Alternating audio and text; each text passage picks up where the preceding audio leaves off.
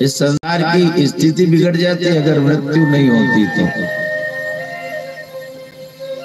लग रहा होगा आपको कि कहाँ मृत्यु की बात शुरू कर दी आज आते से ही, क्योंकि कथा ही उसकी है ना। हम अगर नाचले गाले उससे क्या होगा, कथा तो उसी की है।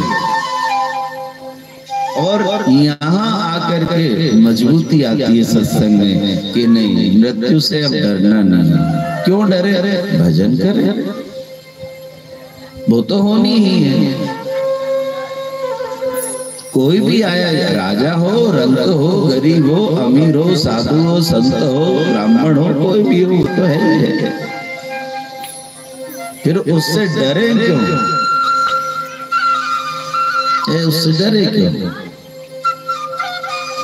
राजा ने यहाँ पर और बैठ करके उसको सुधार दिया।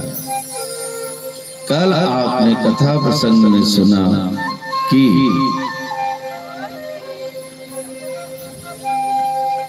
रुक्मिणी मैया ने भगवान को प्राप्त करने के लिए और प्रयास किए और भगवान को प्राप्त कर लिया।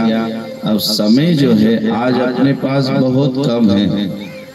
9:30 बजे की चर्चा थी अपने की, 9:30 बजे कथा होगी जिसमें 11:30 बज गई है और हमसे कह दिया 12 बजे पूरी करना है।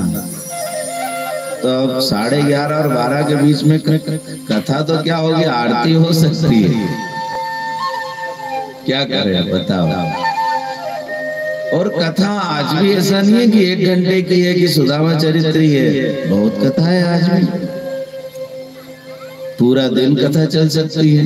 कथा तो अनंत है, जिंदगी भर करे तो भी पूरी नहीं हो। हरि अनंत, हरि कथा अनंता, लेकिन फिर भी आज का दिवस पूरा कथा का है।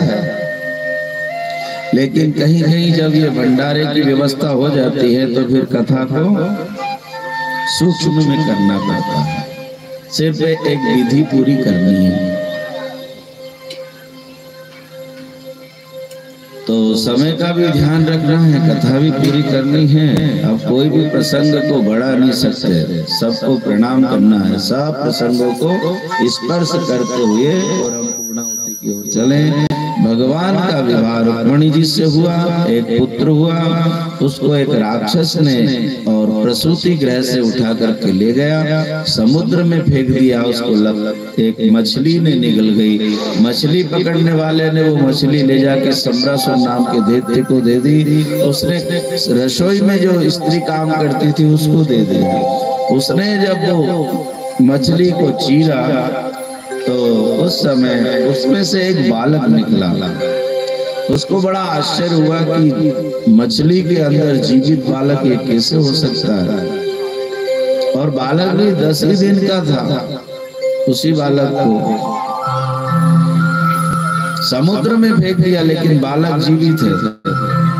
वहां पर नारद जी आए और नारद जी ने उस स्त्री को समझाया, देवी ये जो बालक है ये और कोई नहीं, तुम्हारा पति है।